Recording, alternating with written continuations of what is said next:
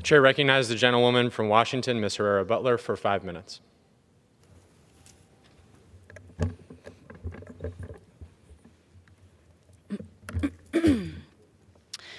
Mr. Speaker, it's been the honor of my life to serve in this distinguished body on behalf of the people of Southwest Washington. And as I look around this chamber, I am flooded with memories thinking about everything that's happened in this room, both good and bad, in the 12 years since I first took my oath.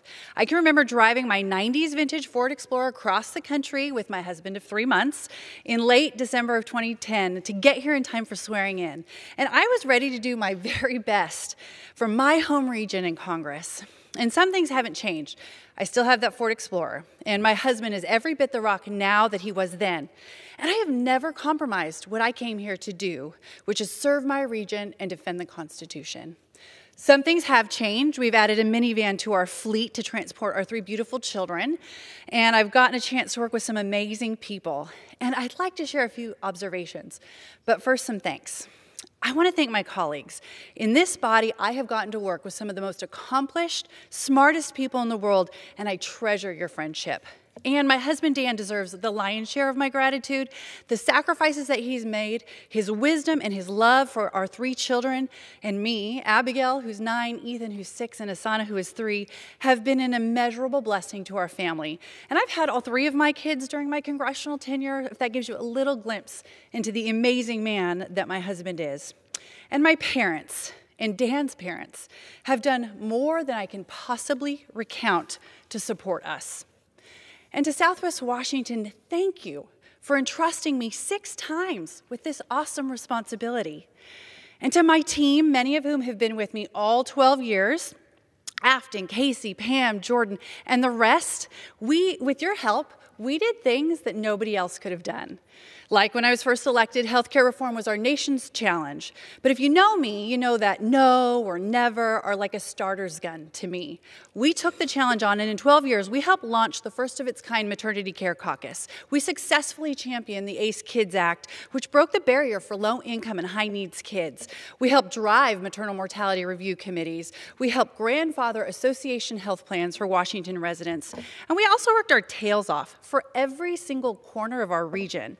We found out that veterans had to drive for hours to get a blood draw or a flu shot, so we pushed and we pulled and we prodded the VA until we got a regular mobile clinic out to serve those military heroes. For those who make their livings fishing in our rivers, few achievements have given me more joy than passing landmark salmon preservation legislation. I still get stopped in the grocery store over that one. And I took to this floor to successfully block some ideas and projects that were just plain bad for our region.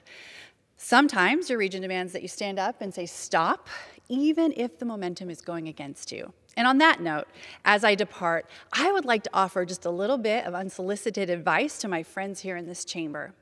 One way or another, every single one of us, or you, are going to leave office as I'm preparing to do now. And when that happens, you're going to get to ask, so many people are going to ask you what you're most proud of. And you're going to think back with pride about all of the times that you helped someone that you represent out of a really tough situation. Or you'll be proud that you stood strong for what you thought was right. Or you'll be proud of the laws that you passed to help make the lives better for Americans. But let me tell you what you won't think of. That time you tweeted something that got 10,000 likes. Or that time that you thought of a really mean, clever thing to say about the other party or the other team. Or those times you told part of the truth, but maybe not all of the truth, and hoped that no one was going to ask you what you really meant. The people who elect us put their faith in us to represent them, and we owe them the truth. And times, especially in the heat of the moment, the truth is somewhat the last thing that people want to hear, especially if it doesn't fit their narrative. But that doesn't make it any less true. And we don't do Americans any favors if we deceive them or if we stand by quietly as they deceive themselves.